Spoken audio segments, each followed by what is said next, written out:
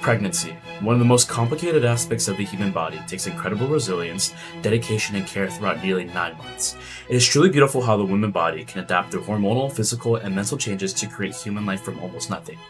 Being said, there are many nuances and cautions a woman must take in order for a spouse to be as healthy as possible. Pregnancy requires the most delicate care due to all of development happening at once. Even in the early stages, cells are dividing rapidly and forming essential systems like the brain and heart, which can be altered by all kinds of things, such as lack of nutrition and stress. A teratogen is any environmental agent, chemical or biological factor that can cause harm to a developing embryo or fetus during pregnancy. These substances can cross the placental barrier and interfere with the normal prenatal development, potentially causing birth defects, growth problems, cognitive impairments, or even miscarriage. Teratogens can come in all types of ways. Substances such as alcohol, tobacco, any recreational drug, and sometimes even your own medication are all classified as teratogens. Even consuming or inhaling lead, mercury, pesticides, and solvents can also lead to high amounts of teratogens. Although it may seem tedious, taking care of yourself and avoiding these teratogens is more than rewarding. It sets up your child for success and helps ensure a healthier life and prevent birth defects. Great, so now you have your child and you have to figure out how you want to raise it. Well, psychology has many different perspectives on this broad matter. First, the developmental perspective of continuity versus discontinuity. Continuity is a smooth, gradual, and continuous development. It is a slow and steady progress with gradual accumulation of meaningful change. Just imagine this graph, a smooth line where you are consistently increasing, slowly but surely. Discontinuity has sudden growth and rapid changes, which is the complete opposite of continuity. Think like this. You are playing Pokemon and leveling up after every battle. No changes will occur unless you get to a certain point and evolve. This perfectly represents the rapid change of discontinuity. Another perspective of development is nature versus nurture. Nature can represent the idea that we are who we are due to biology, making it difficult for people to change throughout their life. Nurture represents the idea that our environment can shape us and help mold who we become. Family, culture, education, and friendships can all influence one's learning, habits, and personal choices. Next is the ecological systems theory. This theory explains how a person's development is influenced by different layers of their environment. The first level is the microsystem, which includes the environment we interact with directly, like family, school, and friends. These have the most immediate impact on development. The second level is the mesosystem, which is the connection and interaction between the different systems. For example, how communication between parents and teachers can affect a student's success. Third is the exosystem, which includes environments we don't directly interact with, but still affect us, like a parent's job or even the creepy neighbor you barely talk to. Changes here can still have an influence on a child's development. The fourth layer is the macrosystem, which is the larger cultural and societal context, including laws, values, and economic systems. These shape all other levels. Things like gender roles, laws, societal ideology can all be under this layer. Finally, the last layer, the chronosystem, refers to how changes in events over time affect a person's development. Things such as losing a family member, a serious illness, and really any major event can be under this layer. Next, we'll talk about the different parental styles that I'll maybe try with my husband. The first style is authoritarian parenting. This is a strict, parents know best approach that emphasizes obedience and rules. Parents often say things like, "because I said so," and there is little to none open discussion. The second style is permissive parenting.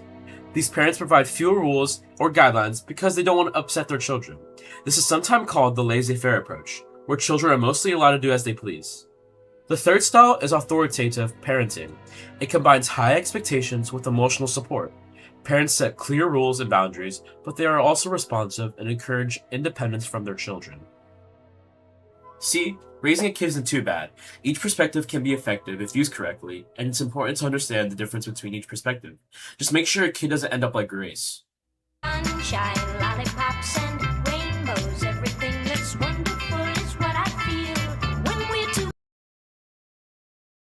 At birth, all neurons are present, but the brain is only about 25% of the adult weight. It will rapidly grow to about 50% by 6 months and 75% in 2 years. During this time, nerve cells change shape and form more connections supporting development. The frontal lobe is the last to fully develop, reaching maturity in the mid to late 20s.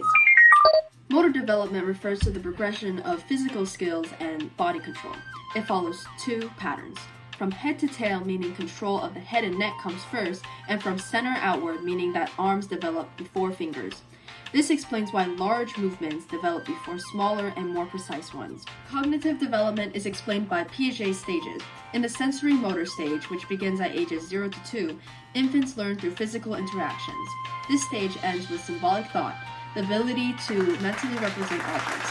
Another key concept is object permanence, the understanding that objects still exist when not visible, which explains peekaboo and the start of stranger anxiety. In the preoperational stage, which begins at ages 2 to 7, also known as the symbolic and language stage, children shows animism, the belief that inanimate objects have feelings, and ecocentrism, meaning that they struggle to see perspectives other than their own. Related to this is a theory of mind, the ability to understand that others have different thoughts, beliefs, emotions, and intentions. Infants rely on reflexes, which are unconditioned automatic responses. The rooting reflex is turning the head towards a touched cheek. The grasping reflex is grabbing when the palm is touched. The Moro reflex is a startled response with arms and legs extending. And the Babinski reflex is when the toes fan out and when the feet is stroked. Depth perception is the ability to see 3 dimensions and judge distance. In Visual Cliff Experiment by Gibson and Walk, crawling infants could not cross the apparent drop. Before crawling, researchers used habituation and heart rate change to test depth perception. But keep in mind that not crossing shows understanding, not necessarily fear. Development is influenced by critical periods, which are fixed times when certain skills must develop, and sensitive periods when learning is easier due to stronger environmental effects. Imprinting is a form of learning during these periods where animals attach to the first moving object they see. Language is made up of key components that creates meaning. Phonemes are the smallest unit of sound, about 45 in English, which combines to form morphemes, the smallest unit of meaning. These are organized using syntax, the rules forming sentences, while semantics refers to the meaning of those words and sentences. Language development follows a progression of stages. It starts with crying, which varies in tone and intensity to communicate needs, followed by cooing and babbling, which is universal across cultures. Around age 1, children start using single words and then move to telegraphic speech, forming simple 2-word phrases like me up. Overgeneralization is when children apply language rules too broadly, such as saying foot instead of feet. Imitation accusation is when you learn a language through imitation, repeating what adults say. Noam Chomsky proposed the idea of language accusation device, an inborn system that allows children to learn language. This explains why there is a rapid progress in language development during the first 5 to 6 years, even without formal teaching, because the brain and body are pre-wired to learn language during a critical period. In addition, some forms of communications are nonverbal and universal, such as pointing. Temperament refers to an individual's natural pattern of emotional reactions, such as how they typically respond to situations, and it is closely related to attachment styles. As children grow, they engage in different types of play, including parallel play, where they play alongside other children without directly interacting, and pretend play, where they use their imagination and role-playing to explore the world around them. During early development, children may also experience separation anxiety, which is the distress they feel when separated from a caretaker. Additionally, ACEs, or adverse childhood experiences, are negative or traumatic events in childhood that have long-lasting effects on a child's development. According to Erikson, early development occurs in stages. The first is trust versus mistrust from years 0 to 1, where consistent and reliable care helps infants develop a sense of trust and security. The next is autonomy versus shame and doubt from years 1 through 3, where children begin developing independence and control over their actions. This is followed by initiative versus guilt from years 3 to 5, where children start to assert themselves by directing play and engaging in social interactions. Now we've reached a stage that most of us can probably relate to. Adolescence is roughly ages 8 to 18, and it's basically when your body and your brain and your identity all decide, no, we gotta change everything.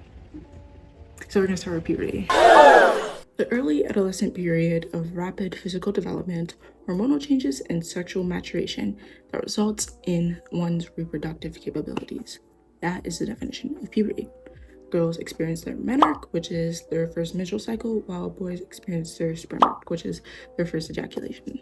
These experiences are a part of our primary sex characteristics, or your reproductive organs, but you also get secondary sex characteristics. That's voice changes, body hair, hips, chest development, basically everything that makes you look quote unquote more older or like mature, but doesn't directly contribute to reproduction itself. But it's not just your body changing, it's your brain too, because remember, everything psychological is biological. Adolescence is part of Piaget's formal operational stage. It's when we develop abstract thinking, or like the ability to think outside of the box. So instead of just thinking about what is, we think about what could be. I'm literally Shakespeare. Basically, we think harder about ourselves and who we want to be. And Piaget actually said not everybody reaches this stage, which can explain a lot about some people. Although this can be helpful in finding ourselves, it can also lead to something called imaginary audience. The belief that everyone is constantly watching and judging you. Like I promise, nobody cared about or remembered that one thing you did in 8th grade. Besides me, I remembered. And then there's personal fable. This is the belief that you are completely unique and special, and no one can understand you or what you've been through. This is why teenagers feel like their emotions are one of a kind, even though they're actually pretty universal. And this is where gender role development comes in. From a really young age, we learn gender roles, basically what society expects of males and females separately. You know, the stereotypical boys don't cry or girls wear pink. You've heard it all before. But then there's gender identity. This is your personal sense of who you are. Male, female, both, either, in between, regardless of what you are assigned at birth. And there's gender typing. This is when people start adopting behaviors that match the traditional masculine or feminine roles.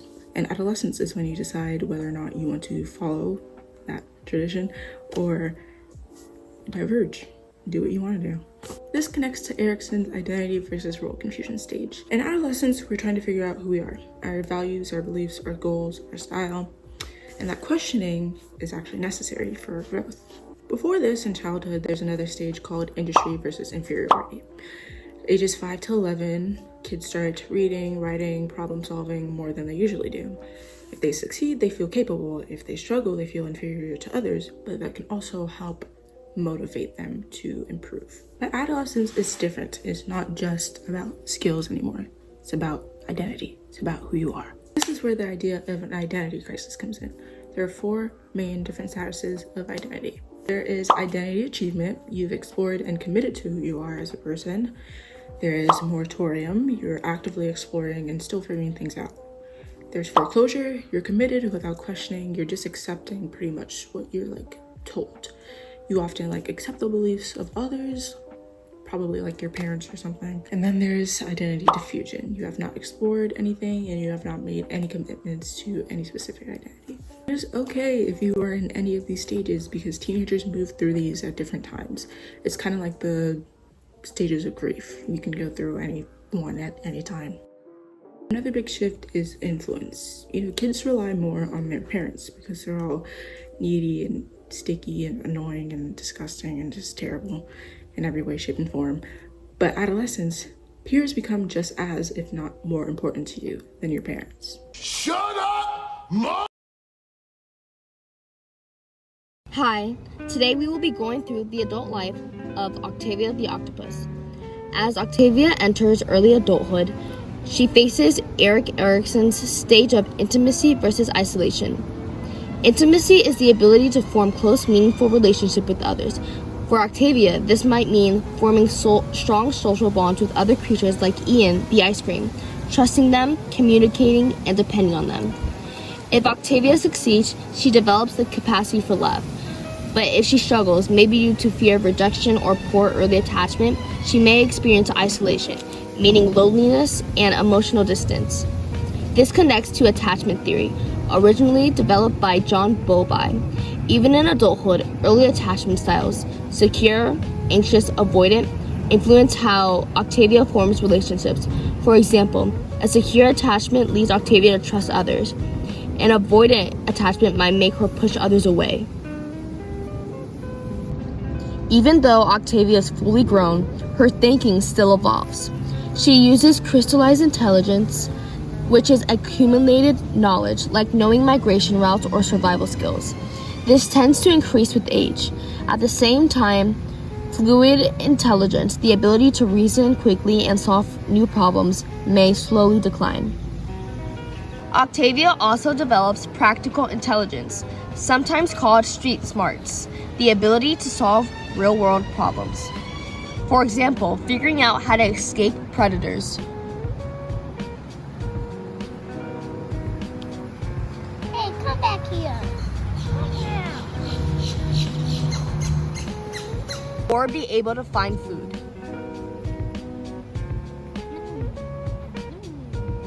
Another important concept is heuristics, mental shortcuts that help Octavia make quick decisions. While helpful, they can sometimes lead to cognitive bias or errors in thinking. As Octavia reaches middle adulthood, she enters generative versus stagnation. Generative means contributing to the next generation. Octavia might teach younger creatures survival skills, protect her group, help maintain the social structure of the herd. If Octavia fails to contribute, she may experience stagnation, feeling stuck, unproductive, or disconnected from others. This stage is closely tied to prosocial behavior, which refers to actions intended to benefit others like helping, sharing, or protecting. As Octavia ages, she may experience senescence, the gradual physical decline associated with aging. This might include slower movement, reduced strength, decreased sensory sharpness. However, not all changes are negative. Octavia may develop selective optimization with compensation, a strategy where she focuses on her strengths, optimization, adjusts for weaknesses, compensation. For example, if she swims slower, she might rely more on experience to avoid danger, like she avoided that predator by being slower, the one that flew by. In late adulthood, Octavia faces integrity versus despair. Integrity means reflecting on life with a sense of satisfaction and meaning. Octavia might think, I formed strong bonds and helped others and survived. Despair, on the other hand, involves regret, feeling like life was wasted or unfulfilled. This stage is connected to life review, where individuals reflect on past experiences to find meaning. Octavia the Octopus shows that adulthood is not just about getting older, it's about building relationships, contributing to others, adapting to change, and finding meaning. From intimacy and attachment to generativity and aging, developmental psychology reveals that growth never really stops. Even as adults, we're still becoming who we are. Thank you.